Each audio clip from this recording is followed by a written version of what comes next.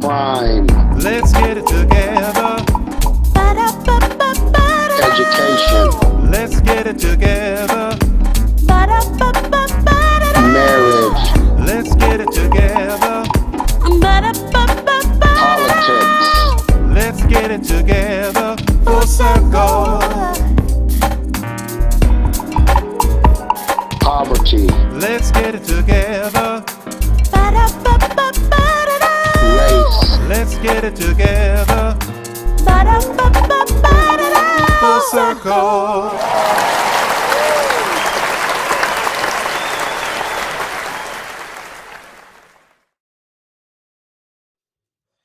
Hello, everyone, and welcome to the Full Circle Podcast Show, episode number 8. I am Darryl E. McCullough, the same poet, along with A. Whitney Petty, and my friend Carmen. I'm just your friend today? I got demoted? Yeah, because I'm upset. Why? And What's I know we got a show to today? do, but your husband still has not accepted my Facebook request. You know what? My husband just won a city championship. He coached his way through a winning season. I put it in 3 weeks ago. He has been off of the grid to social media, and I've been cheering him on via, sharing a page. So it's me who hasn't accepted your Facebook request. Because there are like 326 people have been accepted. Just saying. I haven't gotten to you yet. I'm going to tell you about Carmen. She is timely. She's professional. If you text her, she texts you back. If you email her, she emails you back. See, what had happened However, was... Another thing I'm mad at you about, I said, well, I'm going to have to get you and your husband over to the house for dinner and this and this and that. No reply. Dude, we're in the heat of basketball season. But now that it's over, there's more time. Anything else I text you on, reply back. Thumbs up. I'm going to call you. Well, let's get ready to have another fun-filled episode. He didn't even say in from Chicago. What's I said A. Whitney Petty. But in from Chicago? He's in from Chicago, okay. Everybody. Thank you. I feel better. I see you got your little Detroit hat on. We're going to have to get security here. We are going to get into the episode, and as you see, we've got the liberal, conservative, and independent state of mind going on. And before we begin, we're going to get to what's going on in the world, as always. Darryl, you want to rock us with some news? I never do the news. I just got through talking, honey. Let's do this. I don't even know how to do this. Well, what's going on in your world? All right. Okay. Well, since I got to be the reporter again. Firstly, we have to report the passing of the lead singer for the 80s heavily Prince-influenced group Vanity 6. Wow. Denise Matthews, who had the hit song Nasty Girl. She died at the age of 57, the day of the Grammys. And she was battling some kidney issues due to heavy drug abuse early in her life. It was evidently serious. She had a GoFundMe page. I saw that. It was like she needed $55,000. And what she get? She got like $6,500. That was something wasn't even aware of, the GoFundMe aspect of this. My first exposure to Vanity was early in her career. People know that she was Prince's one-time girlfriend, but it was actually Susan Moonsey, the background singer for Vanity 6, who was dating the purple one. Then I guess Vanity came on the scene and changed all that. She's very beautiful. After she left the group, she was replaced by Apollonia Quintero, changed the name to Apollonia 6. Who soon starred in Purple Rain. And I think that's where the depression for the drugs started. She also dated quite a few athletes, and in that time, that lifestyle was, big on the 80s and cocaine and all of that stuff. But she didn't she get religious? Did she? She got religious near the end, but okay. But probably about 15 years was ago. Done. Yeah. I guess the damage was done with her kidneys, etc. I understand she had a near-death experience that was her big religious conversion. Oh, right. Wow. Yeah, in the early 90s, she was almost dead then. I want to say around 93-ish. And that was when... I did read about that, yeah. Yeah. Wow. But I didn't know she was on Cameo's album covers. Absolutely. I didn't either. Got to pay the rent. You know what I'm saying? And then... But was that before? That was before or after? That was You know before. what I That think was it was before. for Alligator Woman. That was Okay, way before. okay, Yeah. She's okay. strange. Right. And then she was in The Last Dragon. That was one of my favorite. You know. My kids love that Yeah. movie. Leroy, Bruce Leroy. Is Yeah. that Leroy. like, is that a Prince thing or what? Because I'm lost. No, here. You don't know The Last Dragon? Are you kidding me? Barry I'm Gordy's Last It's Dragon. a cult Is classic. it? Yeah, I got man. you. This Got is when Time Lock got famous. you got to hook me up on that. I will have to. Okay. You I got That's problems. you know what? I'm gonna have to But you swipe know your what? black card on that You know what? one. Right. I'm going to make a point though. Prince is a very private guy, and he's starting to open up a little bit more lately. And I was wondering if he was going to say something about Vanity, and he did. He dedicated a song to her during his concert, and I thought that was very. I don't know. It brought him up another level because when you have a relationship with somebody, something happens to them, acknowledge them. Absolutely. You know, even though you broke up and you got problems or whatever, that still was a part of your life. So he said that was cool. So I'm telling everybody, if you got an old boyfriend or old girlfriend, pick up the phone. Call No, them. don't do that. Don't wait till they Don't. die. You know what? Call Sorry. them. I'm What not- are you doing? I'm not gonna recommend that you call. Can we meet for dinner? Press pause. No, that's not a good idea. We gonna move on. Let's. God bless her. Heaven smile on her. Now let's lighten things up a little bit. We've talked a lot about death on this show, so we need to get back into something a little more upbeat. A lot. To lighten things up. Did you guys see the day Beyonce turned black on Saturday Night That was Live? hilarious. Yeah. Oh my I thought I was God. the only one who watched Saturday Night Live, but that was funny. Now, she dropped the formation video the day before the Super Bowl, and she performed it at the Super Bowl. Everyone had on black leather Right. and the berets and the afros. I think it was a little bit black, too black for a mixed audience, apparently, because there was such a backlash about it that Saturday Night Live picked it up and made one of the most hilarious social commentaries I've ever seen. But the thing about it is the thing about it is the NFL is majority black. You know, and everybody's trying to compare it to The KKK, The KKK. apples and oranges. apples and I didn't oranges. even think it was that black. No. When have you ever seen Panthers in booty shorts? Right, That exactly, never happened. exactly. I And- thought it was a Michael Jackson thing. Because she had on the Michael inspired jacket. I like it. Well, they had an issue. They had an issue in Detroit with the sergeant that posted something on social media, and they were just in uproar. The chief had to get into it and see what was going on. But you know, they're taking it the wrong way. I think so too, because never in history of ever has pro-black ever meant anti-white. Right. I think that's the place where people are misunderstanding.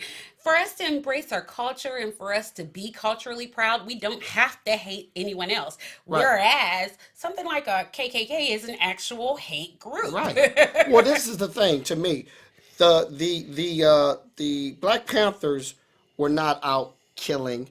They were not, and let me just say this: they were not out. That was not their job to kill. Hold to on, go out. hold But on, hold on. Let me Hold on, finish. Let me Charlamagne. I'm finish. about to go there with you because my mother was a Panther. Let's do this. But hold on. What I'm saying is their job was not to lynch. Their job was not to drag. That wasn't their job. But hold That on. doesn't mean that they didn't do part-time work. But hold on. I'll The go there Ku with you. Klux Klan's job was to lynch, burn crosses, drag you. That's what their job was. Give me like 2 seconds real quick. Let me ahead. take a 2-second time out, okay? Yeah. Because here's the thing. The initial formation of the Black Panther Party was for self-defense of black people. This was Yes. an organization Yes. that policed the police Yes. because there was an epidemic of police brutality and the killing of black citizens. I agree with all Sound that. familiar? I agree with Sound that. familiar? However, Okay, no. I'm not going to however comma yet. I'm not going to let you do that yet. They were also a civic organization in its beginning that provided health care and food for their communities. At the outset, when they became an issue for the FBI, J. Edgar Hoover installed the COINTELPRO program, and they had people infiltrate the movement to cause the disruption. These people were also criminals. These people were also agents, provocateurs that promoted violence, that promoted like a division within in the organization, and there's a great PBS. I watched that. There's I saw that it's the other absolutely day. great. It is. There's a great PBS special that But everybody should watch. there were some concerns. It was more good than bad. I'll give you that. You know what though? My thing is, I'm not a defender of Beyonce. I do have my Beyonce concerns. However, Kendrick Lamar. Yes. First off, let me go over here. Did you see that spectacular African Bambaataa pyrotechnic lighting display? Did you see this show? Yes. Yes. Listen, I'm an old school guy, but I do like some type of rap. I do like some forms of rap, and I do like Kendrick Lamar. Yes. I thought his Jimmy Fallon appearance was awesome. This was amazing. Now, but you know what though? His Quest for Fire presentation with all the lyrics and the things that were happening, it was kind of the same thing as Beyonce was doing. He didn't get any backlash. I'm going to tell you why, because for the most part, Beyonce has been a commercial phenomenon. Beyonce is everybody's Beyonce. When she embraces her culture, when she embraces something that doesn't belong to everyone, you know, people get concerned about what kind of message she's sending. I'm not saying that they're right to be concerned at all, because I think they're not. I just think that it takes it out of context, whereas Kendrick Lamar, this has been his stock in trade from the beginning. Yeah. So you expect... you come to expect it. Speaking of the Grammys, did anybody see Taylor Swift shade Kanye? I heard, but do tell. Baby girl, she kind of like gave a swipe at him in her acceptance speech. I think everybody's applauding her because Kanye has lost his rabbit ass mind. But that's been for a long time. He's He's lost that a long time ago. You know, I think people are saying Kendrick Lamar is what Kanye would have been had he not become a Kardashian. Right. And then lastly, about the Grammys, you know, one thing that concerned me, we saw a lot of great tributes, especially the big David Bowie thing.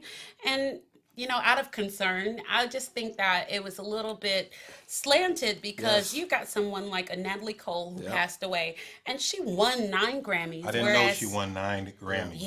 Yeah. Whereas David, who's amazing and a trailblazer. And that's our boy. He's our boy, but he only won 1, and she was not even mentioned. Right. And that just kind of is it's concerning. Yeah, you know, I mean, I know she deserves a tribute. I know that there have been a lot of celebrity deaths. Yeah, and I know that the Grammys are like, look, we can't do this and we can't do this. But you can't. I don't know how you can. I can't even make an excuse for that. Well, it could have been a time. But it could have been a time issue. Who knows? I think they did do something now, didn't they? Yeah. In terms of time, you got to wonder, you know, what exactly is the issue in terms of how it's presented. Right, the Grammys, right. The Grammys actually go on all day. Right. What we see is a fraction of what gets done at the program. But, you know, it is what it is. And then, what else is going on? I'll tell you what's going on. The boycott of Apple by your boy, the Don, you know, and he uses one. So, you know, I mean, that's, you know, politics. You're getting into politics with this other stuff, and I just think it's ridiculous. And I roll my eyes at him all the time because he's also at it with the Pope. Did you hear about that? I saw that. Okay. It's ridiculous. Of all the people to be at it with, right? You really gonna go at it with the Pope? But I you know what? I just think he's showing America that his followers how stupid they are. They'll justify anything. They'll justify anything. 1-800-BOY-BUY. Right. Exactly. You know, I got a little concern. Has anybody seen Deadpool? No, and no spoilers, please. I have not gone to see it yet because I am I have some issues. Why? I grew up on comic books. Comic books and things like that, wanting to be the Incredible Hulk and Superman, kept me out of trouble. Right.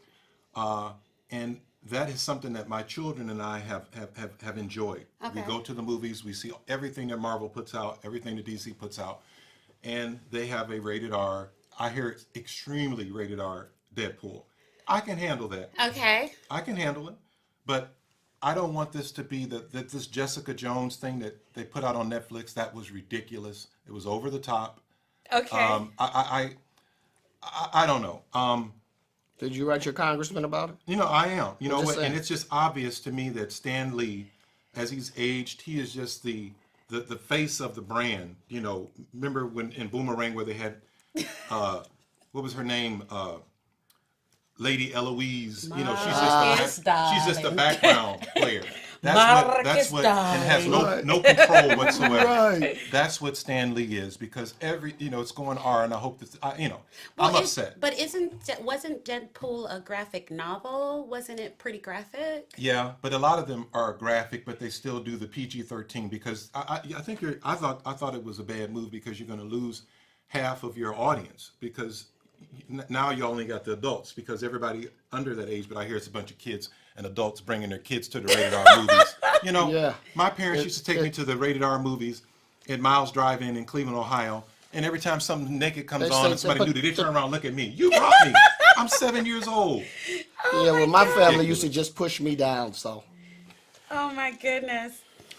Well, moving on. What is going on? You know, I got a question.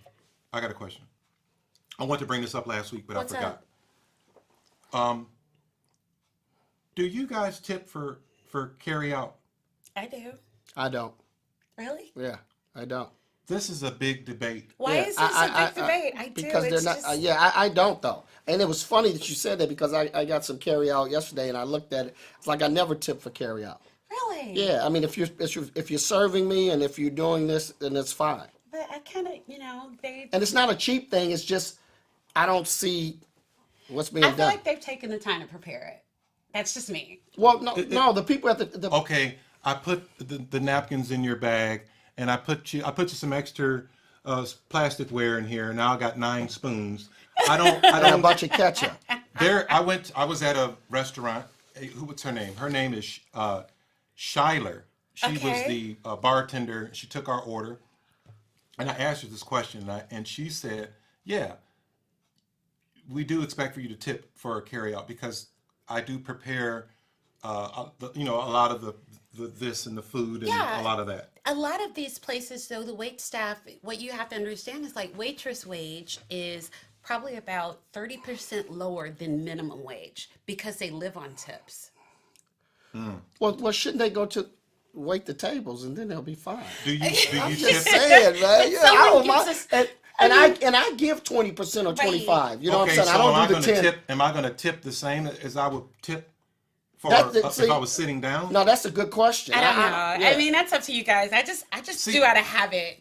So you're gonna make me start tipping? I'm not making you know, anybody do anything. I just do out of habit. right, It's right. just Here's kind of the my thing. thing. I don't want to, black people. We I have used to be a waitress. reputation Wait a minute, hold of on. not Stop with the black. tipping. It is black.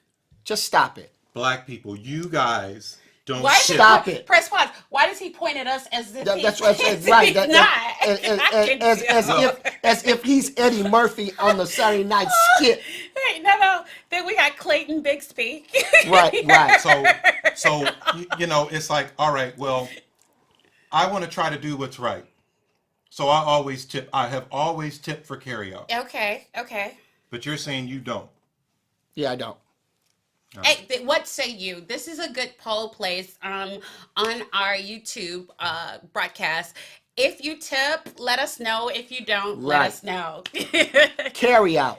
Carry out. Now we got to get into our politics in real quick, and we got a caller on the line. Once we get into our subject. Okay, I just want to ask people on the GOP side just this one question, and I don't mean, anything by it. I'm not being, condescending or anything, not trying to be. But what the heck are you thinking? New Hampshire? Trump? Really? Yeah. Right. I can't deal. Yeah. This dude has been, okay, get this. This week, he said torture is good. Right. Torture is so not good. I mean, we will lose allies in the Geneva Convention. They don't- We'll lose yeah. UN allies. What the heck are you thinking? But they don't care. My thing is weird. He wants to build the wall Right. and make Mexico pay. No. Right. How the heck does that happen? Right. I mean, we are smarter than this, America. We're better than this. There are so many better ways to secure our borders.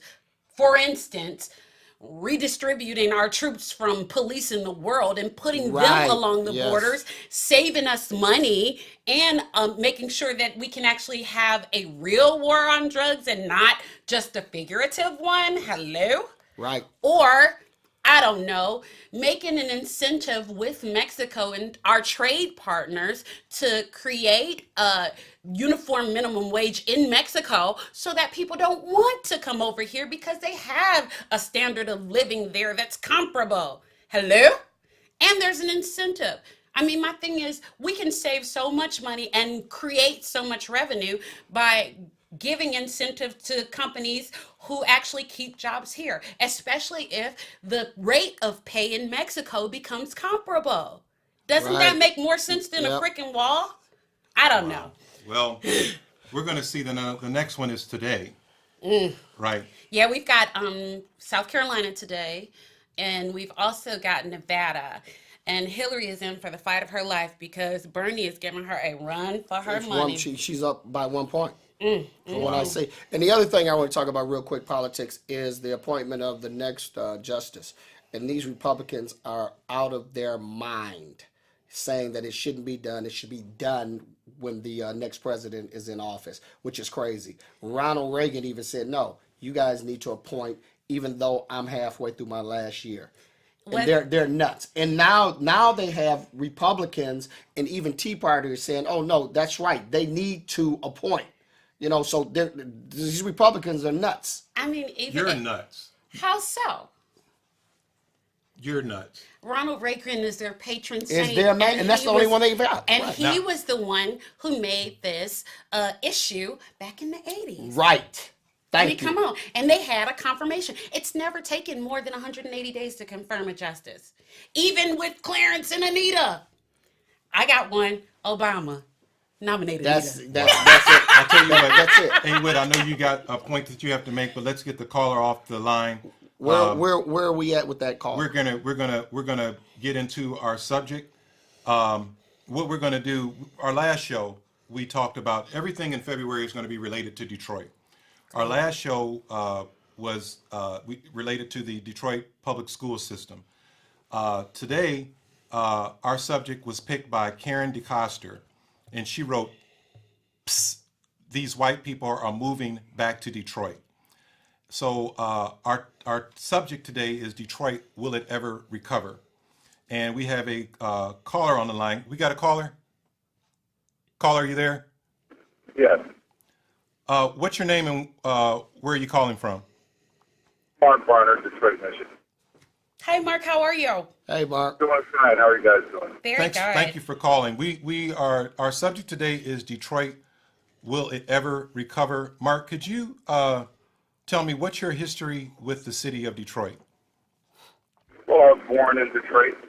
I'm 47, so I spent the majority of my life in Northwest Detroit. All right. Went to Henry Ford High School. Henry Ford Trojans. That's right, the home of the Trojans. And Right. went to Bright Off at the time. Was one of the first classes, roughly, or maybe about the second or third year of people who were able to take advantage of the VOTEC program that Right. the Detroit Public Institute Right. had instituted at the time. You know, half of the day at VOTEC, half of the day at traditional high school. Exactly. I remember it. Wow. So do you feel that Detroit is on its way to recovery? Well, I think we have to define recovery, and we also have to define Detroit. The big thing that I've seen is that, you know, I've always tell people that life imitates art sometimes, and I know that people have talked about, if you remember, there was a movie called RoboCop. Yeah. And aside from the corny plot and the robot, anything else, I'll buy the that for main $1. underlying theme in the movie was that there were two cities. There was going to be a new Detroit and a old Detroit. Right. Yep. New Detroit was this bright, glistening crystal palace of utopia, and old Detroit was where all the peasants and underclass would live, Wow. Right. and undesirable. That's kind of what we see in Detroit. You know, Detroit has basically been defined for years. Whitney, you're from Detroit, right? Yep. I'm from Yeah, Detroit. okay. The east side. Yep. Me too. Okay, Me too. well, you know, with Detroit, for people who don't know, is divided technically mostly east and west Yeah. historically Yep. by Woodward Avenue. Right. Detroit never really has been just a north and south side town like, let's say, Chicago. No, Right, it's right. One of the interesting things I've seen is that New Detroit only extends to Grand Boulevard. right. Wow. The north end. That's right. Yep. Anything past there Yep. seems to have just, or anything on the periphery has just been totally left behind. It's like a complete wasteland. Wow. Well, now let me ask you this. Now we know when they build up a downtown or build up a city, it starts downtown and goes out. Right. Now, what I need to know is, do you believe that they're going to hit those neighborhoods off of Jefferson going to Grosse Pointe, hit the east side by City Airport, hit, the Boston Edison area, which I think they're hitting now. But I mean, do you think that they're going to get those areas set up and get that right? Because if they don't get the neighborhoods right, then you're only going to have a downtown. I couldn't agree with that. I think that the areas outside of there, maybe by the time your grandchildren or great-grandchildren are our age, may have come about. Right. But it's not going to happen in our lifetime. My mother graduated. Her college graduation was at the Renaissance the year it opened. Right. And all I remember was that, if you recall, that the Renaissance itself was supposed to be the big focal point of the Yes. turnaround of Detroit. It was supposed to be And the everybody- Renaissance of Detroit. The Renaissance of Detroit. Right. That's correct. Right. Wow. And that was 1974. I remember. Oh my And goodness. people still talk about Detroit coming back, and there's people moving back to Detroit. But the question is, where are they moving? Well, they're moving downtown, and what you have is you have a 60% of white people moving downtown, and not only white people, but I've seen Asians down there, and I've seen other people down there. But it's downtown. It's the Cass Corridor area. It's the New Center area. It's by the medical center. So they're moving down there, but it's just downtown. I haven't seen anybody bragging about moving to Brightmoor. Exactly. 6 Mile in Chalmers. Right. There's areas on the east side where you could shoot a cannon sideways and it wouldn't hit nothing. Hey, I've seen pheasants and wildlife on the east side that most hunters wouldn't even dream that existed. I know. Let me tell you this. I went through there because I'm from Outer Drive, the Gratiot, Chalmers area, and so Okay. I went through there, and every street on the other side of Outer Drive, it's a war zone. Yep. Do you hear me? It looks It's a war zone, and it's crazy.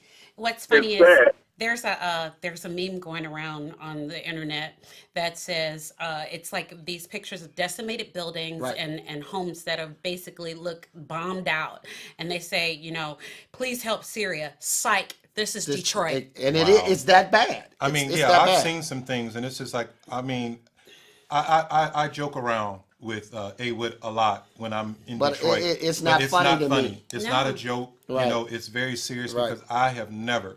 And yes, I grew up in Cleveland, and Cleveland has its pockets. But I have never Cleveland seen had anything like this. Cleveland had two Let- comebacks. They had two comebacks.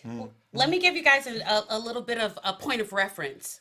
Okay, so last year they filmed Batman versus Superman, and it was supposed to show the aftermath of the first Man of Steel movie when Metropolis got decimated. Okay, and they filmed it in Detroit because they did not need to create a set. It is that destroyed. Yes, it is. They did not need to create a set for that movie. Now, I'll tell you what, we got another caller on the line, but Mark, I really appreciate all of your insight, but I got one last question for you. What do you think about, what are your feelings towards gentrification? Well, it's real. We've seen it in Detroit, and anybody who doesn't have glasses or their head in the sand knows that after the riots in Detroit, even though I was a baby, my brother we lived on Glen Court right by Central High School. My brother remembers the tank Right. coming up and down Glen Court. And the reality is that as soon as Detroit mayor changed to a race that was other than African American, all of a sudden, divestiture, investment and gentrification just instantly all of a sudden became, I'm sorry, I think the word is renovation to be PC now. Because when we say gentrification, people have a habit of tuning out to it. And the reality is that you can't talk about renovation / gentrification without putting race in there. That you know, Detroit has been entrenched by the suburbs. Oakland County to the north has basically isolated Detroit from any positive turnaround in any kind of relevant, you know, any type of time that would have been appropriate. Mike Dugan has come into office and mysteriously Detroit is the place to be now. Wow. Just because the mayor changed, nothing else changed. So instead of liquor stores in Coney Islands, we're seeing Starbucks and Aeropostoles. Where? Wow, yeah. And the question is still where? That's in New Detroit, because all you have to ask yourself, too, and I know Mr. McCullough isn't from Detroit, and we won't hold that against him, but the big thing is that when you look at when they started the M1 rail project, everybody said that why can't we have a rail system that meets the metropolitan Exactly. transportation system at 8 Mile? I never understood that. But go ahead. Now, Mark, I gotta. It stops at New Center. Right. So what does that tell you? Where does the plans for Detroit end, and where do they start? But this is what I will say to that, and I have to say this. I think that we have to take some responsibility as black mayors that we're in. I think Kilpatrick had a great opportunity, and I think he had people behind him to do the regentrification. I think he had them. I think he missed an opportunity, and so that's what I would say about that. I think we had opportunities from Coleman on down. I don't think we took advantage like we should have. Yeah, is it probably, I mean, will Dugan get more help? Probably so, but I still think Kilpatrick had an opportunity and he squandered it. That's what I'll say. Hey, Mark, I got to interrupt you. I got to interrupt you because we got to get another call. All right. And I know that this is you know, a very heavy subject, but I sincerely appreciate your call, your time, Okay. and your background insight. Okay. Thank you so All right, much. Thanks, Thank man. you. Thanks. Have a good day. Yeah. You too. Let's move to the next call. Caller, are you there? Yes, sir. Please state your name and where you're calling from. I'm Jason Hall, and I'm calling from Detroit. Jason. Hey, what's up, Jason? Thank you for calling Hey, the show. Jason. How you doing today? Fantastic. Jason is the president of the Slow Roll Detroit. Hey. Okay, hey. So I sincerely appreciate his time, taking the time to call our show during this beautiful day when he can be out riding. Hey, we appreciate it, man. Yeah, what up, though? I'm doing all right. I'm glad to be Hey, I here. like what you guys are doing. I can't get out there and ride with you because I'm in Chicago, but I see you guys. I hear a lot about you guys. We actually have a slow roll in Chicago also. Okay. Nice. Okay, well, I'm in then. And you better make it a fast roll in Chicago. They got it figured out. Uh. That's what's cool about each slow roll in each seat. Even though it's a slow roll, each one has its own identity. Got it. So they got their own thing going on in Chicago. Right. So, Jason, tell us a little bit about what this is and what you're doing. Slow roll is arguably one of the world's largest weekly bike rides. We meet every Monday in the city of Detroit at a different venue each week, and we average about 4,000 people a week. And what is really nice about that is we've created this system that now we can not only raise awareness about things that are happening in the city through the ride, but we can also inject finance into restaurants and businesses that might not necessarily get that revenue on a Monday. Cool. Okay. Wow, can you still hear us? Yep. Okay. Okay. Tell us a little history about yourself as it relates to Detroit. Are you from Detroit? I am from Detroit. I'm a lifelong Detroiter, born and raised. I left here for about a year to do some work. I had to go as soon as I could come back. I came home. Detroit is my home. It is me, and it's what made me. And I'm not going anywhere. What part of town? I actually grew up on the west side of town in Brightmoor. That's what's up. That's what's up. Got you. Yep. That's Grew what's in up. Yeah. Yep. Okay. Started Darryl. my earlier years a little bit. We lived in Rosedale Park, and some things happened with us where we had to move out of the good neighborhood into a little smaller neighborhood. But you stayed true, though. You guys stayed true, so.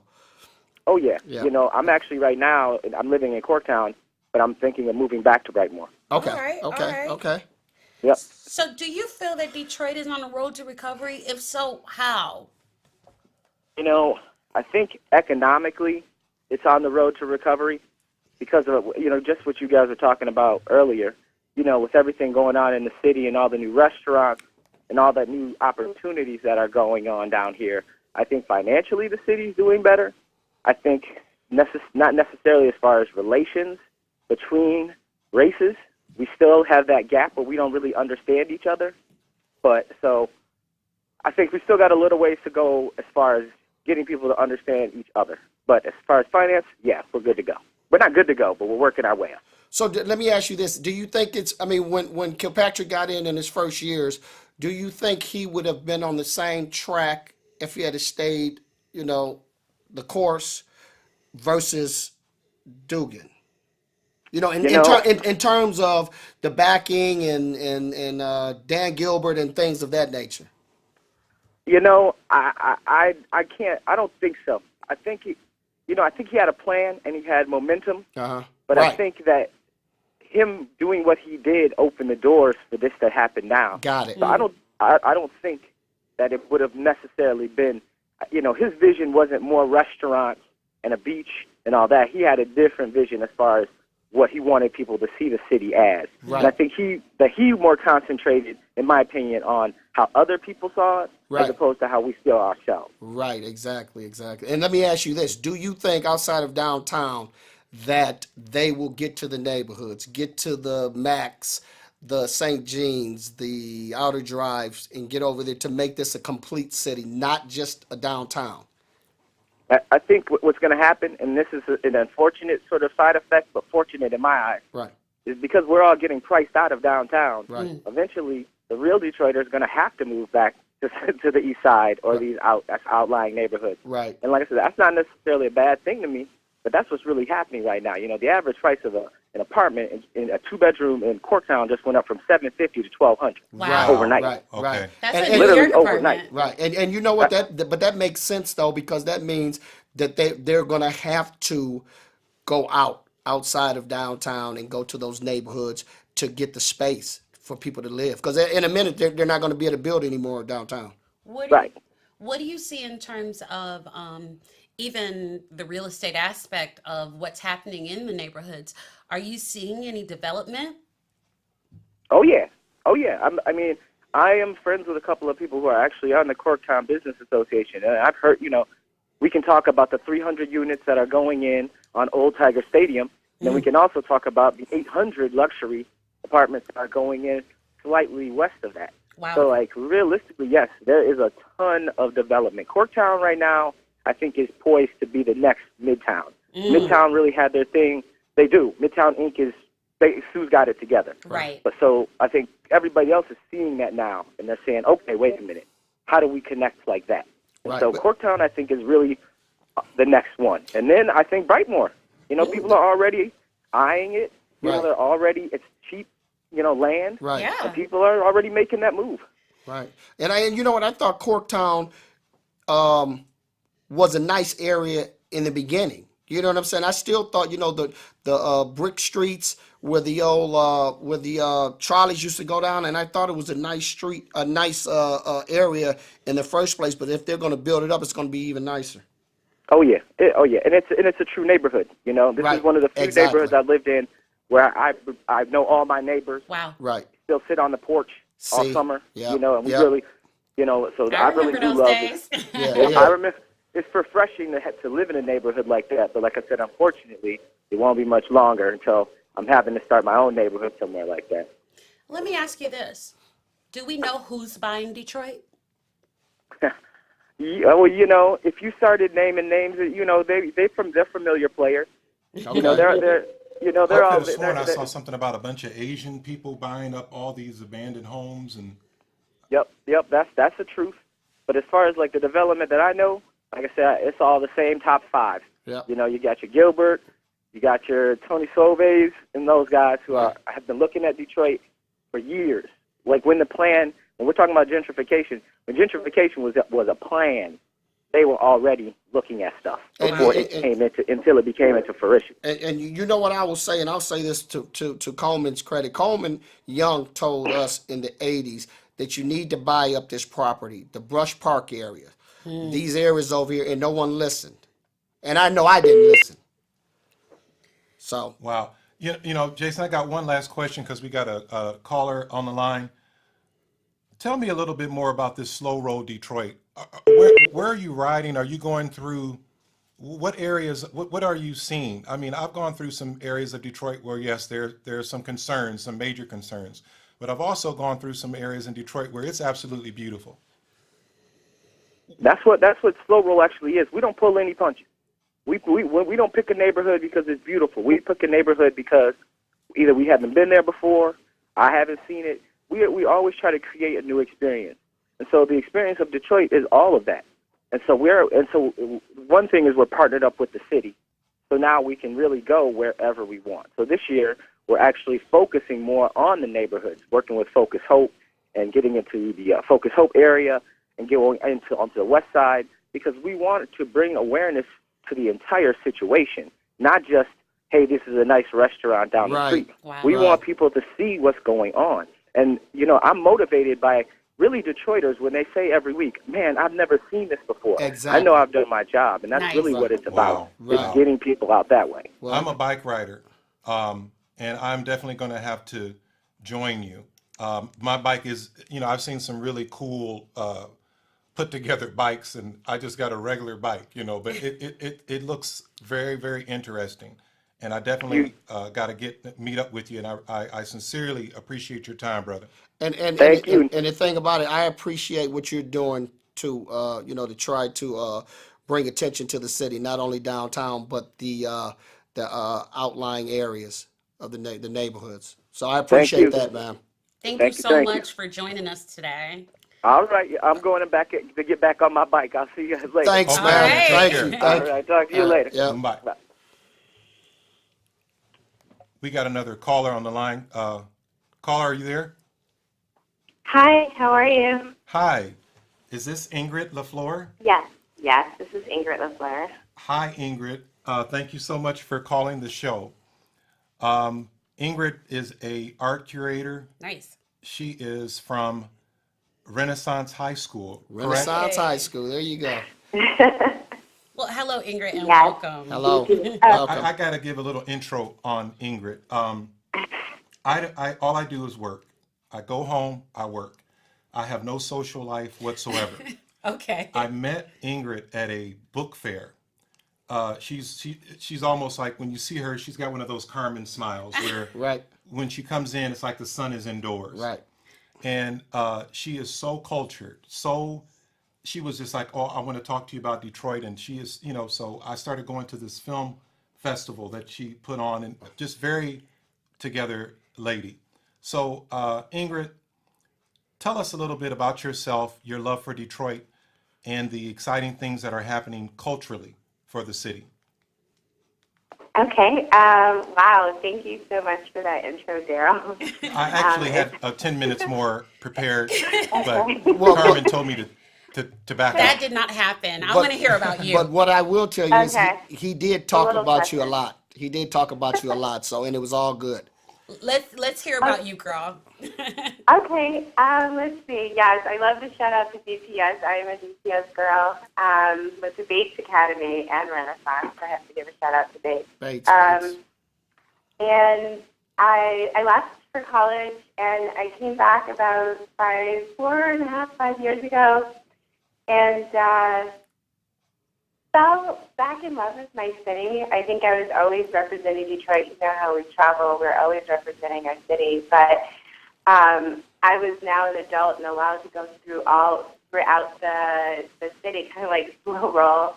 I got to really investigate our city and explore and get lost, and I just fell completely back in love with it. And but then at the same time, I became really concerned with this crazy, like, I mean, you know, I think it's just as a Black American living in Detroit, growing up in a 90% Black city, you come back home and there's all these white people there, and you're like, whoa, okay, that's kind of cool, but, you know, I didn't see that coming. Where did that come from? And then you're trying to figure that all out, and then you realize that it's actually not so much a problem that they're here, but some of them, their actions are causing these imbalances. So within the cultural landscape and the art landscape, Jesus Christ, talk about being a minority within a city where you're the majority. That is crazy. It's a head trip. And I was trying to figure out, like, how are we as Black Americans participating in this cultural landscape, and which is a power space outside of Detroit. Detroit is known for its art, but it tends to be white males that get the visibility, which means that they're driving the story. And so I decided to create Afrotopia,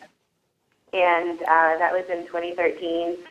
And at first, it was just a conversation that I was having with the public about what happens if we really highlight Afrofuturism within Detroit. So Afrofuturism, I know that is like always the question, what is that? And, you know, it's really fun because before I didn't even get the question, no one even knew what it was, like completely. And now it's becoming more and more popular. You have artists like Janelle Monáe and claiming it. But it's basically, the simplest explanation I give is it's a way of talking about the Black experience using speculative modalities like science fiction and surrealism and magical realism and horror, and looking basically at our past as a way of forming our future. It's in a lot of ways, but instead of pulling from just the pain, we also pull from like mythologies and legends and cosmologies, and it really kind of pushes the story of the Black experience and Black identity beyond any boundaries that were ever set for us. And that's the purpose of Afrofuturism, we control our destiny. And I thought that would be perfect for Detroit, right? Because right now we're talking about future all the time, especially when I came. Oh my God. It was like every conversation was about the future of Detroit. Yeah. And I think now, I don't know, I think we have these conversations, but because we're seeing the restaurants, because we're seeing more art spaces and all these other things are happening, it's less about the future and more about, you know, is it really inclusive? Is it sustainable? You know, and that is becoming a even larger conversation. But Afrotopia, you know, just takes all the Afrofuturist material, which is multidisciplinary, so you find it in art, dance, music, film, architecture, design. It's just taking all that kind of ephemera and bringing it into Detroit, or bringing it, highlighting that which is in Detroit. We produce our own Afrofuturist work for sure. Think about Underground Resistance, Drexia, Danielle Luna. So we even named Sandra our mayor. We gave her, well, no, we didn't. I named our mayor. But he gave him the key to our city, actually. So, you know, we've always been very innovative and futurist and thought outside of, I think, Blackness in a lot of ways, simply because we are a majority Black city. It gives us space to do that, which makes it, for me, this kind of utopia. And hence, that's where the name comes from. Well, But yeah, I started like, what? Let me ask you this, and I am so excited about this kind of work because I think that actually opens the door to an experience of what Detroit should be in terms of the the cultural inclusiveness. Where are you guys having the most opportunities in the city to, or how are you guys finding opportunities in the city to be a part of the larger scene as far as art, music, and all of that type of stuff? Right. So I hold a lot of different events, and they happen in various institutions. We're very mobile in that way. And So that includes like the Charles Wright Museum, Detroit Institute of Arts, smaller spaces like House Opera House over in the Southwest. I partnered with Powerhouse. 1 Mile in North End is another organization. So I tend to work and partner with a lot of different arts organizations of color and white, a mix. But for me, it's really about making sure that there is always diversity within all these different spaces, lots of different voices. So my audience and my the people who come to my parties tend to vary in age and race and ethnicity. So Nice. that's really exciting because I think Detroit, we really need to desegregate a lot more.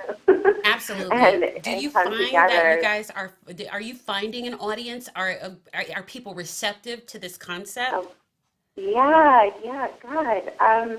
We have a fan base that is international. Nice. People use Afrotopia, like the actual word, in a lot of different ways. They conjugate it. Like it's really interesting. People tend to grab onto the concept quite quickly, and especially once they're exposed to any event that I do, they're forever embracing it because maybe it's already something that they were already into and they didn't have a name for it, or it kind of opens a new experience. So either way, it's like a win-win situation, which is great. Wow. Ingrid, as I mentioned, I've gone to several of her events. I've met, not only is what's happening, the films, the way that it's put together, everything is extremely professional, organized, and I've met a great, diverse group of people. Right. Yeah. And I'm just being honest. I went in negative. Ever since, I had to go to this account in Detroit, everything was negative. And when I met her, I was like, wow, this is interesting. I'm going to go. I'm going to drive an hour and a half to drive to this event. And I've gone 3 times. Nice. And I've enjoyed myself. Even afterwards, she was like, hey, we're all going to go out for a drink and this and this and that. I'm like, okay, well, I'm getting my car, so-and-so, so-and-so. She's like, oh, no, we're going to walk. And I'm like, walk? Where are we going to walk But in you know Detroit? what's funny? We did, and we had a great time. And we were comfortable. I was very comfortable. The funny thing is, it took Ingrid for you to do that. When I was living downtown at the lofts on Woodward, and we walked down to Mac, you were scared to death. Yeah, just the name alone, Mac. Yeah, but, Sounds very. but the young lady says, "Let's walk," and you're fine. Ingrid, I just want to, I want to get. Yeah, but I had Mace. Okay, I'm not messing with him. Yeah, okay. Ingrid, I want to get to, what is it that you hope for your hometown? I'm a Detroit girl too. I tell people I was raised in Detroit and lowered where I am now. But you're still Detroit. I always will be Right, Detroit. right. But I want to know, when you look at Afrotopia, when you look at Detroit as the great diaspora that it is, what do you hope for your hometown? What do you hope for our city? That's a great question. It took a while to kind of get it together and to be able to articulate it because I want so much for our city. But I think I tend to focus more on the uniqueness of the fact that we're majority Black. I really want to stay that way.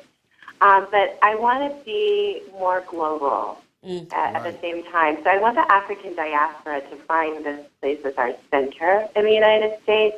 Like, we own this city. We have it. This is a safe place for Black bodies.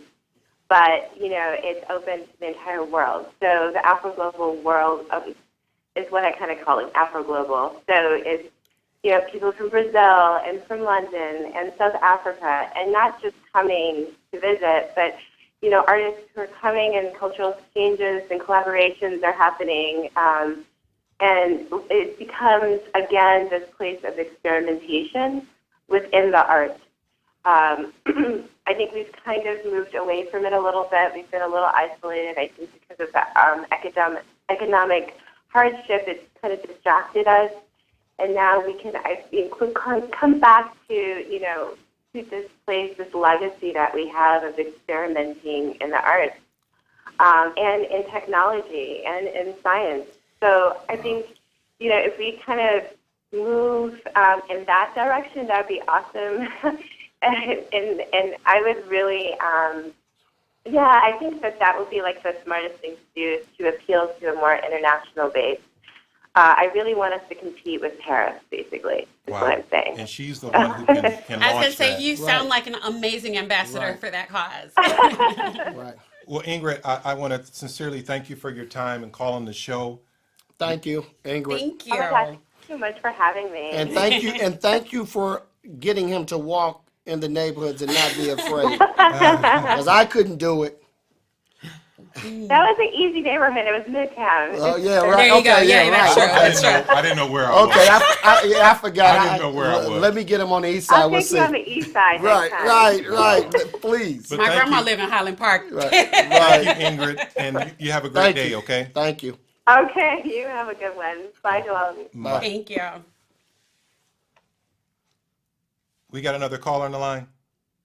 Yes, this is Justin Craig. Hi, Justin. Hey, Justin. How are you guys doing today? Hey, Hey, Justin. we're doing good. We're All doing good, good. all good. Everything is going pretty smooth thus far. Right. Perfect. This Justin Craig is a business owner. He is the co-owner of Run-Detroit. That's correct. Very, very cool, very approachable gentleman. Justin, tell me a bit about yourself and your history with Detroit, please. Sure. Well, I'm actually born and raised outside of Seattle, and had been coming back to Michigan for, I think, 7 years. I'm a runner, and my girlfriend is from the area, and there's this big hometown race that everybody does, and it's in the upper part of the mainland here, and it basically run from one lake to the other. It's a 3-day event. Okay. And so for 7 years, we came back every summer and did this race and make a little vacation of it, maybe go up to the UP, spend some time in Detroit. Nice. And so I've always, for these many years, been interested in Detroit, and we've been interested in coming into the city and just see what's going on and really see just how opposite it is from Seattle in pretty much every way imaginable. Okay. All right. Wow. Now, Justin, as co-owner of Run-Detroit, can you tell us about the store and what you offer? Sure. Well, what we offer is service. For those of you that were around when Hudson's used to be here, Yep. that's what we're going for. Okay. In our industry, the prices of products are set by Nike. They're set by ASICS. Right. So what you're going to see at my store is going to be kind of the same you're going to see at any of the shops out in the suburbs. They're going to be the same that you're going to see at some of the mall stores. And so from our end, to be a competitive retailer, it's all about service and aesthetic. Those are the only two things you can really control. Okay. So we work really hard to create an atmosphere, both aesthetically and attitude-wise, that is very approachable. We're a run specialty shop, but we deal with a lot of walkers, a lot of joggers, a lot of people that wouldn't even associate themselves with one or the other. Mainly those are my bartenders and my nurses who are just on their feet all day. Right. So we focus on the service aspect, and I used to have a saying, treat everybody like they were a neighbor. Well, some of us may not actually care for some of our neighbors, so I've started to change Right. my pitch a little bit. Treat everybody like they're the best friend of the person you're trying to date. You really got to put on a good Okay. You know what? That is good. That might work. That will work. Now, see, Justin is a friend of Laura Lynn. Laura Lynn. Right. And he actually was going to try to come to the show. Now, you can tell his personality Yeah. over the phone. Right. We would have had a ball with him. Right. Exactly. Okay, I have to be honest, Justin. I told them that I ain't running nothing but my mouth. So what would you do for someone like me who does not run per se unless somebody's chasing me? Sure. Well, first thing is you got to get comfortable. I'm not in the shop, so you can't necessarily see me right now. Right. But I'm skinny. I'm a very petite guy. So that's a big obstacle for a lot of our customers that are maybe just getting started. Right. How I look has very little to do with the fact that I'm a runner. Right. I'm a runner because football was obviously not going to work out for me. So This guy's hilarious. See? it's all about attitude. You got to get somebody comfortable. And what we have here in the shop is it doesn't look like a sports store. It looks a little more boutique-ish. So we actually have like this nice, comfortable, modern couch. Now, I like a boutique a now. seat, and Yeah. we're just going to get you comfortable. I'm going to ask a lot of questions about you. You don't need to really know about the products yet. First, we got to figure out, what do you need? Are you having any aches or pains or injuries? Are you, what's your goal? Are you just trying to, fit into a pair of jeans that you had from 2 years ago?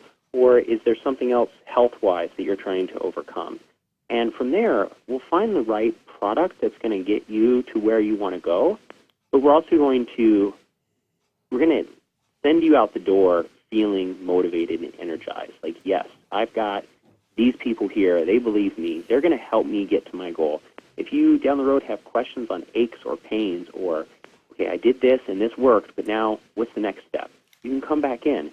We have many phrases I use a lot here in the shop, and one I use a lot is, we don't sell anything. We provide a service. Right. And so the service is helping you get to your end goal, whatever that may be, whether it's to finish a 5K or is it to just be able to take the grandkids out on a long walk and not feel winded. Now, Justin, on those,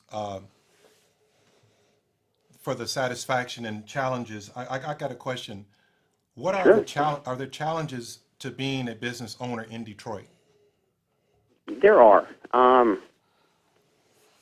There's plenty of challenges, but I don't know that they are outweighed by any of the benefits. Okay. Some things are a little bit harder to work around, but it's probably the same in any other city.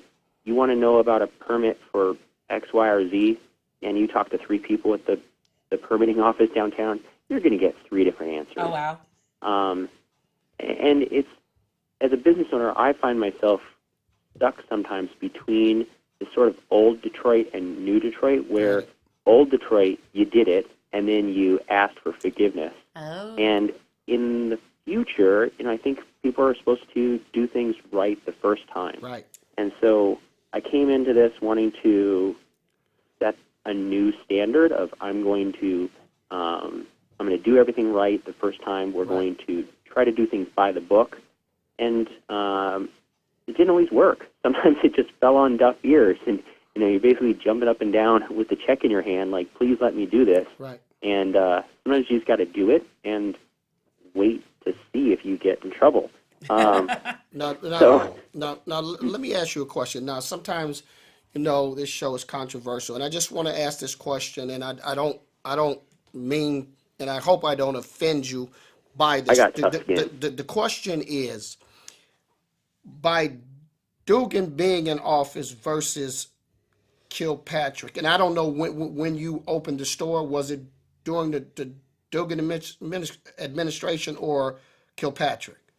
We've been here for 2.5 years. Okay. So Kilpatrick was, for the most part, before our time. I hear a lot about him, but I don't have much experience. Okay, that's what I wanted to know, because I just wanted to know, do you think it would have been a different situation as far as starting the business up, as far as permits and things of that nature that you spoke of earlier, which we know with this administration what was going on. So I think so. I think, it may have been actually a little bit easier with Duggan, with Kilpatrick. Right. Because our building is kind of unique, and it's a warehouse conversion, and there's a lot of players that were in the game. Okay. But back in the day, the developer, you go talk to so-and-so, and you tell them what you're doing, and maybe there's a couple drinks and, some laughter, and you got a deal, and everybody moves on, and we're moving forward. Okay, that's good. And now one other thing. Do you think that we can all get together? In terms of race, you know, blacks, whites Oh. get together downtown, whether it be downtown, whether it be the neighborhoods. Do you think we can come together as one and just work together and all the other nonsense is just thrown out the window? And nobody's mad at anyone. I think so. If I didn't think that was going to be the case, I Right. wouldn't be here. Okay. I uprooted everything to come out here and to basically start over. And I put my money where my mouth is to make this happen. Right, I got So when we moved out here, I was not going to open a city or a retail shop in the city Right. and then go to Grosse Pointe at night. Nice. I wasn't going to be you. here. Love it. I and love it. I love it. So I'm on the east side. Right. I bought an abandoned home. It had been empty for 7 years. It was unlivable. Right. It took me a year and a half of work just to get to the point where I could basically camp inside. Right. And when I moved in, our neighborhood is pretty diverse already. Probably 60% black Right. and 35% white. Now, where's that at? I'm in the West Village, so I'm basically Jefferson and Van Dyke. Okay. Oh, I know exactly where you Okay. are. I know, yeah. Nice homes over So- there, too. Just some nice homes, Yeah. and we bought the worst place on the block. Got it. And I didn't know how it was going to be perceived. Like, I'm moving into a predominantly black neighborhood, Got it. and I'm a white male. Right. And it was actually very well received. Everybody knew who I was Right. long before we even got there. The neighborhood is just tight. Our house was not stripped out. That's the fact of neighbors just watching out for all of these empty homes. And half the block was empty. Got So it. now we're at like a 90% occupancy rate on our Nice. street. That is So so And- I'm actually glad you shared that story. That Awesome. brings everything full circle on the full circle right. show. And the thing is, you know, I from talking to you now, I appreciate what you're doing, and that's helping race relations, and I appreciate that. Sometimes people think that we're far out or I'm far out and I'm just angry guy, but I'm not. I look forward to more of what you're doing. And we want to wish much success to Run Detroit, Justin. I gotta move to our last call. Thank you so Sure. much, Justin. Thanks, Have Justin. a great one. Appreciate Thanks. it. You guys Good keep luck, making man. a good show, and we'll keep watching. Hey, I Awesome. appreciate that. Thank You you. have a great day now. All right. Take Thank you, care. guys. All right. Bye. Okay. Caller, are you there? Hello? I think this Okay. might be a good place for AWIT to do the timeline we discussed earlier. Since we're in the mode of dealing with what's gone on and what's going on and what will go on in Detroit, why don't you give us a little bit of perspective altogether? I'm going to give you this timeline, and you know, a lot of people think that Detroit went down because of Coleman when he came in and his separation or segregation across 8 Mile. But that really wasn't the case. This started a long time ago, and it's a lot of players involved. And this research was done by Scott Martell. So what actually really went down was the first thing was the Great Depression. So I'm going back a long ways. Okay. You know, so, you know, once the Depression came, the Big Three was in trouble. You know, layoffs were happening, foreclosures, banks faced insolvency. Fast forward to 1940, the war. Once the war started, manufacturing picked up because they were building tanks. They were building bombs. They were doing things for the war effort. But at that same time, you had African Americans coming up from the South to work in the plants. So after the war, what ended up happening was they started selling cars again.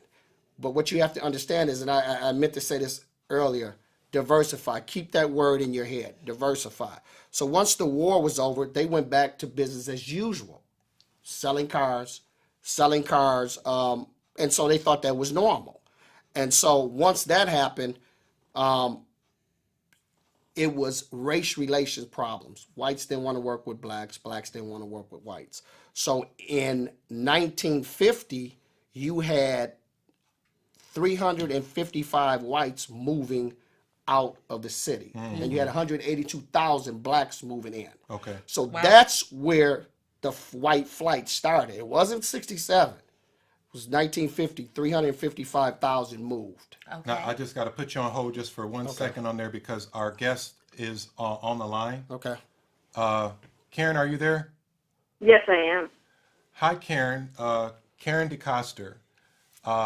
Thank you so much for calling the show. A little introduction on Karen. She is a CPA. She's a libertarian. She's a free market economist and a Detroit booster. Nice. What brought me to the attention of Karen, besides her vast amount of blogs, she wrote something called Psst, Those White People Are Moving Back to Detroit. It was a very interesting article. A lot of her articles are extremely interesting, heartfelt, and you can tell a lot of her passion for Detroit. So, Welcome. Karen, Welcome, Hiya. Karen. well, on that, tell us about yourself and your history with Detroit, please. Yeah, well, I moved to the city. I grew up in the suburbs just outside of the city in St. Clair Shores. I moved to Detroit right after high school. I was 19, East English Village. So I lived there for about 10 years. Now, I grew up in a very segregated 1970s and 1980s. You know, we had the most, Detroit metro area was known as the most segregated, city in the United States. So I lived that. And what I wanted to do was to experience the diversity of urban life. So I moved into the city. I wanted my life experiences to help me grow. And I lived there for 10 years, kept much of my business there. But when I left in 92, the thing that really, I don't want to say chased me out, but, everybody knows, a lot of people know the history of Detroit. And I just heard your prior guest talking about white flight. Besides the racial issues that were there in the city in the 1990s was kind of a dark day for Detroit, early mid-90s. A lot of people were also leaving because, even black people were leaving because of the crime, Yep. the blight, You're right. super high auto insurance. There was a lack of services, high city taxes. So I left in 92, but I've always loved Detroit. And so right now is a really exciting time to be here and to be a part of all of it. Yeah, and you're right. You're right in what you said about the insurance and the things of that nature and crime, and you're correct on that. And even the police were given a way out once they lifted the eligibility that they could work as police officers that live out of the city. So you're correct on that. Now, Karen, what are your thoughts on the recovery of Detroit, and do you think that gentrification is helping? Well, I think the real story that tends to get lost here in the shuffle of the news media is that, and this is a view I take because of I've been into economics for a very long time. I'm an economist. I've been publishing for about 18, 19 years now. One thing that I focus on, that I have passion for, that the media completely lose track of for the most part, is that Detroit has been able to move forward over the last several years. We've been able to thrive, and that's in spite of decades of government corruption, largesse, and all kinds of regulatory barriers to success. Nice. So what we've been seeing is private investment is outstripping government ineptness. So the heavy hand of government-sponsored urban renewal programs cannot create long-term prosperity. That has to come through private investment, entrepreneurial risk takers, and this is what's been going on in the city. Right. Wow. Right. So when you talk about private investment, what kind of investors are you seeing drawn to Detroit at this time? Are they the big hedge funds? Are they overseas investors? Who are you seeing actually investing in Detroit right now? Well, right now what's going on is it's a groundswell of entrepreneurial and grassroots efforts. Okay, Forbes just recently named Detroit a couple of years ago as the best city for entrepreneurs, and we all know that. Any media you open up, any magazine, any internet site is talking about Detroit. Right. Okay, so what kind of investment we are seeing here is the Detroit economy, and your prior guest was talking about the auto industry as I dialed in there. So the auto industry was the sole savior and economic nucleus of this entire region for years. Right. And when that all headed south, and literally as well as figuratively, when they're all headed south, the Detroit economy has attracted numerous startups and venture capitalists, entire creative communities, of artists and entrepreneurs who are competing against government in formerly public domains like transportation. We've got Detroit Bus Company now, which is competing miraculously and superbly in the transportation industry against, which was traditionally a government industry dominated by government, and also private security is flourishing in the city. So you've got people coming back into the city, and people are more comfortable because not only are we bolstering, and then, of course, I want to give a couple politicians their due. We have Mayor Duggan, who's done an excellent job of, and I don't like to use the term managing too often, because you can't manage a city like you do a business. Right. But he has that hands-on ability to manage things. Right. And I think a really important piece of that puzzle is James Craig, our police chief. I mean, we've got two dynamic guys at the top there, and who are allowing and enabling these things to happen. Right. Let me ask you this. Do you think that this upswing in entrepreneurial development is sustainable in the present climate? Well, there's two things. I think any type of entrepreneurial ratcheting up like this is absolutely the only thing that's sustainable. But when you say the present climate, now you start talking about an economic period. What economic period are we in? Right. I am of the opinion that we are entering, if we have not already done so in fourth quarter 2015, a recession. Yeah. All industries are contracting. The housing bubble's heating up again. So now you've got that bumping up against. Right. Detroit had good, organic, real growth that came from the ground, a groundswell level. Right. So now we're bumping up against that, macro economy. That's you can roll dice all day long and not predict that, because government interventions change the course of the economy, and we don't know when those interventions happen and what will be the fallout. Almost nobody saw, so few people saw 2007, 2008, the meltdown coming. Exactly. I had been writing on it since 2001, and I got death threats, and I was called crazy. No. And, but this... Especially with mortgage-backed securities and all of that. Correct. And so we see that happening again. So Detroit now is competing with that, and that oftentimes causes investors, entrepreneurs, to make malinvestments, right? The market signals tell them one thing: housing prices are up. This is a great time to flip a house. Well, that happened to a lot of flippers in 07, 08. Right. Everything bottomed out. We had, my entire neighborhood here was probably about 30% vacant. So will we see that again? Very, very potentially, and everything is going to ratchet back again. But again, it's you've got this private entrepreneurial advancement is bumping up against something much larger and more powerful. Right. Wow. Right. Now, Karen, another question for you. Your article, those white people are moving back to Detroit. Do you really feel that is still true? And if so, how? Yeah, so what's happening, and this, I've followed this forever.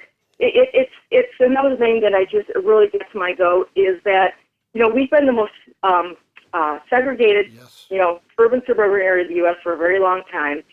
And, think about how inane it all is. In 2007, 2008, all across the national as well as local media, there was stories flourishing about, get this, not white flight. White flight had long happened. Like the prior guest said, it was in the early mid-50s that it started. Right. But what happened in 07 and 08 was dead white flight. So because of the crime and because suburbanites had given up on Detroit, they were going into Mount Olivet and cemeteries in Detroit and removing their dead. I saw that. Yes, I saw that. Oh, my goodness. I'm sorry, but go ahead. I'm sorry. Wow. It's inane, it's funny, but it's not funny. Right now, if you look at the newer demographic changes, it reflects we are much more desegregated. But blacks are affluent enough now to move to the suburbs. Whites are coming back to Detroit in droves. Right. And all we're getting from a lot of our own local press and some of the local activists is more race baiting. So you've got naysayers kicking up a fuss over gentrification and white people moving back to the city, because this city, historically, we wallow in the past and we put a racial spin on everything. Well, this is what I will say. This is what I will say to this. And I've said it before. Coleman came in 73. From Coleman until Kilpatrick, and I don't want to sound, crazy here, but from Coleman until Kilpatrick, nothing seemed to have gotten done. Coleman did what he had to do with stress and the cops and all of that. But as we went on, the only one that did a little something was Dennis Archer. That's what I say. And then Kilpatrick came in. So what I say is this: we've had 40 some odd years to try to, and I don't want to say we had, but we had control of the city to do something positive. And so when Duggan came in, I was against it because I was a Benny Napoleon guy. But when he came in, I settled down and I looked at it and I thought, yeah, you know what, this is the right thing to do. So, we have to take responsibility as blacks for not doing what we needed to do to get the city back on track. I take issue with that a little. And the reason why I say that is coming up in the time that I came up in Detroit, I did not feel, well, generationally, and Right. I'm a member of Gen Right. X, generationally, I didn't feel the same segregation. I came up in a Chaldean neighborhood. I Right. came up with a very strong mix of cultures. Right. And I felt like we are at a better place in terms of socially to make things better. Unfortunately, lately, within, I'd say the last 5 or 6 years, some of the things from the past have like reared its head based on the economic strain of being able to afford better in Detroit, being able to live better in Detroit. You know what I mean? Wow. Interesting point. And you two have so much more knowledge. All of you have way more knowledge than I do on Detroit. This is a huge learning experience for me. And I'm glad that we can look at the positives and the negatives and work this out. Now, Karen, on a lighter note, I know that you are an avid bike rider, correct? Yes, absolutely. Now, you wrote something called, "Is Detroit a Bicyclist Paradise?" Tell us about that and the writing opportunities that you've had.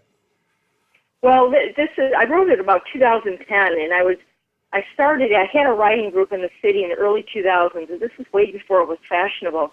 And one thing you realize, really, is the suburbs are actually rather boring. The suburbs are boring for riding a bike, right? And I can tell you, being a cyclist for about 32 years now, my road riding experience in the suburbs is, traffic zinging by you as close as they can intentionally, sometimes brushing your arm, getting small items flung at you. You get a chorus of, blankety blank off the road. Wow.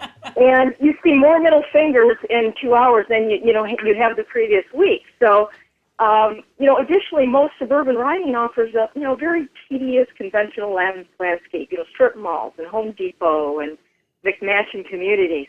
But the city, Detroit. I mean, we started the Tour Detroit when it first started. I even think back about 8 years ago. It was probably somewhere between 300 and 800 riders. It's an annual event. It is now well over 6,000 or 7,000. Wow. They almost can't. It almost fell through a couple years because they became a victim of their own success. Okay, we have so many group rides in the city every night, every weekend, and you can just just to look interrupt on. you, we had Jason Hall, the president of the Slow Roll Detroit, on earlier. Okay, yeah, and slow roll is obviously one of the great things we're importing here from Detroit because it's or exporting, because it's going to other cities. I understand Cleveland now has a slow roll and a lot of other cities. That's But where I'm from. Okay. But really, this to me, bicycling is the perfect opportunity to break down, the divisiveness. Yes. I belong to some groups like Detroit Bikes, and we'll have on a regular Saturday we might have 90 to 120 riders, and they're young, they're old, they're immigrant, they're white, they're black, they're from the suburbs, they're from the city. And I can tell you the circles, most of my friends live downtown. The circles I hang out with and we bike with, everybody loves the natural, voluntary diversity that exists. Awesome. And the cycling community exhibits that, I think, better than anybody. I mean, you will make friends in the city over a bicycle. And in the suburbs, like I said, you'll end up with a water bottle thrown at your head. Wow. So that's how I came to love the city for biking. And then it's just everybody discovered that our roads are so wide in Detroit, they're so under-traveled, and it's nobody bothers you. People cheer you. People say hello. It's just we get a different reception. How many bikes Awesome. do you have, Karen? I have 9. 9. 9. My wife's giving me static because I got 3. I'm thinking about buying a road bike, and I ride in the little country roads, and I just have peace of mind, me and the birds. For me, I've never ever rode my bike in the city, and where I'm having to be aware of traffic and things like that. So for me to take it up a notch, especially to participate in one of these biking events in Detroit, which I plan to do, that's gonna I'm gonna have to mature with that and deal with that. I'm gonna look forward to that though. But I tell you what, Karen, we're going to move on to the conclusion of the show. Unless anybody, you got another I got question? one more question, and this kind of will tie it all together as far as the things we've been talking about today. Karen, what do you hope for the city of Detroit? What do I hope? I hope that politicians and the politics of Detroit don't try to centrally plan the economy here. There's a lot of sides that argue for central planning of the economy, that argue for more government, even though you can sit back, you can look at private business and how they're making the city great again. You've got, Quicken Loans and Blue Cross and all these major companies that have come back. Blue Cross brought 4,500 of their employees from the suburbs back down to the city. Nice. They've got 3 buildings down there.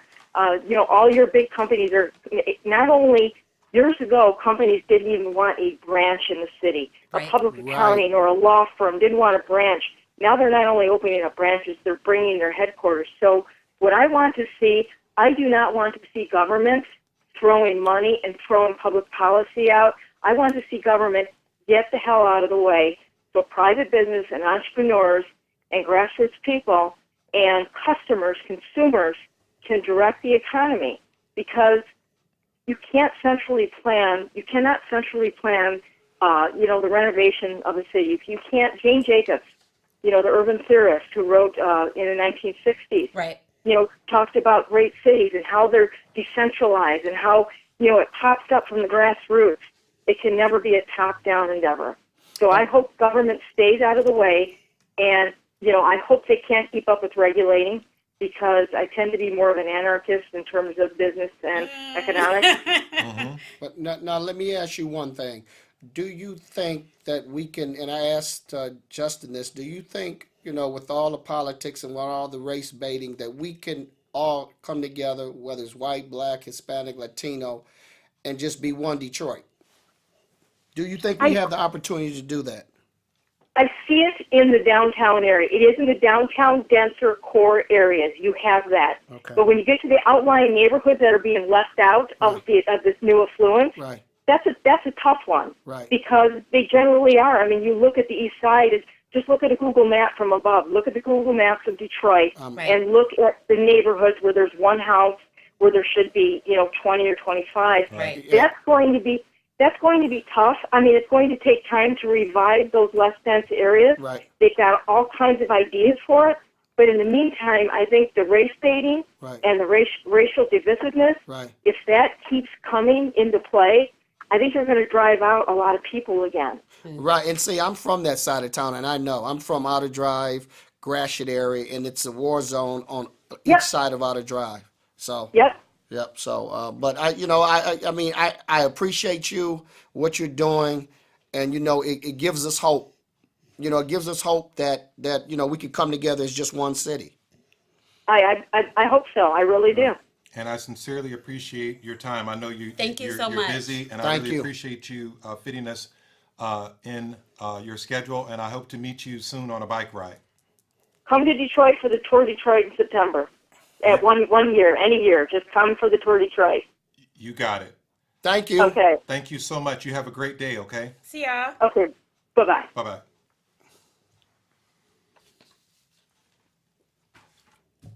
All right. I think we're moving into the apology portion of the show as we go forward. So let's hear it. One thing. Yeah. Oh, do you want to finish the timeline? Yeah, real He quick. wants to make a point. Yeah. Cool. Real quick. It's only a 3-hour show, but But it's real quick. And, no, and I'm joking. It's important. Go yeah, on. Absolutely. The thing is, I went through, the white flight and what happened and blah, blah, blah, whatever. But I'm going to go through the mayors that we had. So we had Charles E. Bowles, was in office in 1930. Unemployment was high, deep poverty. And again, remember that word, diversify. So you had issues under his regime. Edward Jeffries, what he tried to do is move blacks into white neighborhoods and try to redistribute everything. That didn't work because that moved whites out. So now you've got Cobo. What Cobo wanted to do is he didn't want to take any money from the government. What he wanted to do was he built highways. And you know what those highways did? It made it easier for people to leave. That's exactly what happened. The population shrunk. They moved out to the suburbs. Now let's go to Coleman. We've got Coleman. He came in '73. He said, "Hey, we're gonna take this city. We're gonna control it." But when he did that, he segregated and he stopped a lot of things from happening for Detroit as far as money from Washington. So he did what he had to do for that period of time, but the longer he was in office, the worse things got. Then you had Dennis Archer, mini renaissance. He did some good things. He probably got tired of council and he got out. But against council. But he did some good things. Yeah. Then we know Kwame. Right. We know Kwame was in. We know what happened, and I don't have to go through that whole story. And then you had Bing, which you know what happened there. He was almost like a puppet, and the Emmy manager came in. So that's the history, and it wasn't just Coleman. It was a lot of people before Coleman that were not keeping an eye on, what word did I use? Diversify. They concentrated on the auto industry. They didn't bring anything else in here, and that's what we're stuck with now. Now we're trying to get out of that hole. So they didn't diversify from the 30s, the 40s on to now. We didn't get other industries in there in those early years. I'm from an economic standpoint, I will interject just this one thought. I know that a lot of people are for deregulation when it comes to government oversight, Right. in terms of what it is that happens with Detroit itself as far as the entrepreneurial experience. The other side of that is when you look at deregulation, you also look at opening the door for that Wild West atmosphere that in a recession leads to a lot of things failing. I agree. So I just think there's a fine line and a balance to be found. And I think that, we all have to be willing to hear one another when it comes to economic growth, lending opportunities, and things like that. Right. So when you look at what diversity is or what diversifying Right. looks like, from a racial and from an economic standpoint, who can afford to buy Detroit? That's my thought. And now, one thing I want to ask you, Awit, as we asked all the guests, what are your hopes for Detroit? My hopes are this, and it's simple. First of all, I hope we can get rid of the segregation, the race baiting. And I hope, as we talked 2 weeks ago, that we can get this school system on track. Because without a school system, downtown will be fine. But without a school system, your neighborhoods are going to suffer. And last, we need to understand that these neighborhoods, before we can get this city back, we have to get from downtown and go outward, east, west, north end, and get those things back in order. How we do it, I don't know. It's gonna have to be on a lot of fronts. It's Yeah. gonna have to be educational, economic, social, cultural. Detroit is a huge story, and I'm glad we're covering it. Me too. Wow. So let's get to the conclusion. I'll get into my apology, and because of time restraints, I'll just make this short and sweet, and I will look dead into the camera. I would like to apologize to my mother, my heart, one of the most important women in my life, my mom, and I would also like to apologize to my wife, the mother of my children and the love of my life for I don't know how many years it is. I'm reading off a piece of paper because none of this is, But anyway, I want to apologize to them for them having to listen to my apologies. Every time I apologize about something, my mom's like, "Oh, you don't have to tell so much. Here we You don't go. have to say so much." And then my wife's like, "Is every one of your apologies going to be about an ex-girlfriend?" Oh, good Yes, I have a lot of ex-girlfriends. I got a lot of miles on me. Oh, okay? my Lord. Right.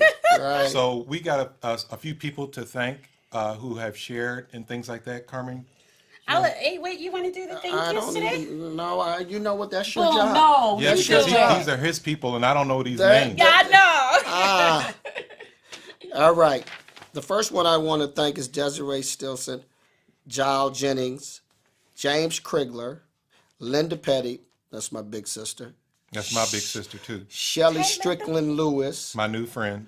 Greg Baker, Mickey Delaney, and Dave Woodall. We Dave really Woodall. appreciate you guys supporting the show. And, thanks a lot. We appreciate it. Thank you to everybody that takes the time to listen, download, and also participate here at the Full Circle. You can always visit us at www.fullcirclepodcastshow.com, and all of our info is there, including ordering my CD, Carmen CD, as well as Darryl's books. my book. And you can also email us at fullcirclepodcastshows@gmail.com for questions, comments, and or if you want to be a guest on the show. Don't forget to like us on Facebook and subscribe to us on YouTube. You can also check us out on iTunes and Stitcher. Thank you, and remember, take a stand for something. You have an opinion. Use it. Have a great day. Thanks. Crime, Let's get it together. education, Let's get it together. marriage, Let's get it together. politics, Let's get it together. Full circle. poverty, Let's get it together. race, Let's get it together. Full circle.